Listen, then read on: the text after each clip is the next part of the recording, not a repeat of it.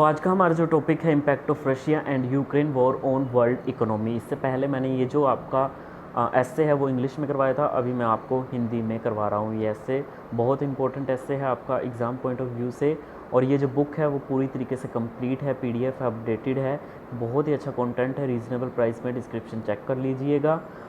इसमें आपके सारे के सारे लेटेस्ट टॉपिक हैं, एस्से हैं, लेटर हैं, प्रेसेस हैं, सब आपको मिल जाएंगे जितने भी लेटेस्ट टॉपिक हैं। तो अगर आप लेना चाहते हैं तो डिस्क्रिप्शन में लिंक है आपका।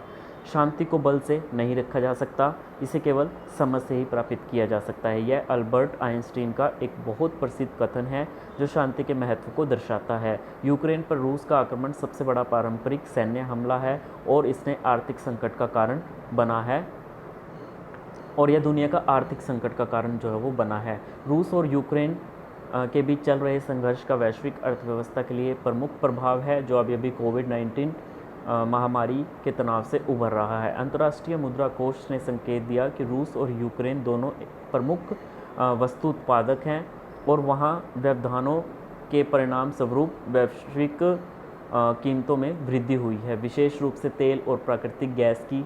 यूक्रेन और रूस में गेहूं के वैश्विक निर्यात का लगभग 30% हिस्सा है, इसलिए खाद्य कीमतों में भी वृद्धि हुई है। आईएमएफ ने बताया कि पूरी वैश्विक अर्थव्यवस्था धीमी वृद्धि और तेज मुद्रास्फीति के प्रभावों को महसूस करेगी। भारत के सीमित प्रत्यक्ष जोखिम के बावजूद आपूर्ति में व्यवधान और व्यापार की चल रही शर्तों का संयोजन निश्चित रूप से भारतीय अर्थव्यवस्था के विकास को प्रभावित करेगा, इसलिए जिसके परिणाम स्वरूप जो आपका इन्फ्लेशन है उसमें इंक्रीमेंट हो सकता है। विश्व बैंक के अनुमान में यूक्रेन की गरीबी की ओर इशारा किया गया है, जो 2021 में कुछ चीज़ें ऐसी हैं जो अगर आपको हिंदी में ना समझ में आए, जैसे मैंने ये लाइन लिखी है, तो आप उसको इंग्लिश में भी इसको पढ़कर आप समझ सकते हैं। बिल्कुल वही आपको जो लाइन है वो आपको यहाँ पे दिखेगी। देखिए यहाँ पे the IMF pointed out that the entire global economy would feel the effect with slower growth and faster inflation. In spite of India's limited direct exposure, the combination of supply disruption and the ongoing terms of trade will definitely impact the growth of Indian economy that can also result in the rise in inflation. उसके बाद आगे देखिए,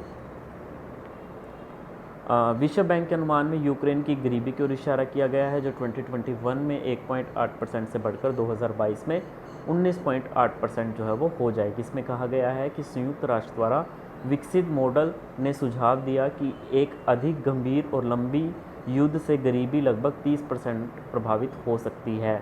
30% आबादी जो है वो प्रभावित हो सकती है। गरीब देशों को उच्च खाद्य कीमतों से सबसे अधिक नुकसान होने की संभावना है, क्योंकि वे अपनी आय का एक बड़ा हिस्सा भोजन पर खर्च करते हैं। उच्च तेल की कीमतों और महंगे उर्वरकों के साथ उच्च खाद्य कीमतों की समस्या भविष्य की फसल की पैदावार के लिए एक खतरे का प्रतिनिधित्व करती है।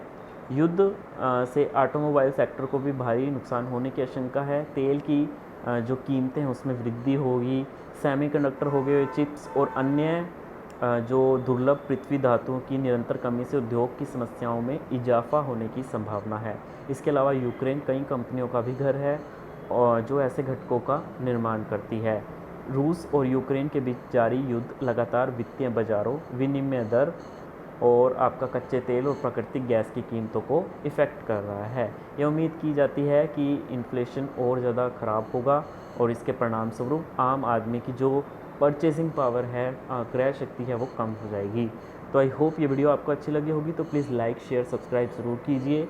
जो प्लेलिस्ट है वो चेक कर लीजिए, उसमें बहुत सारे ऐसे लेटर जो है वो मैंने आपको करवाए हुए हैं, जाके आप देख सकते हैं।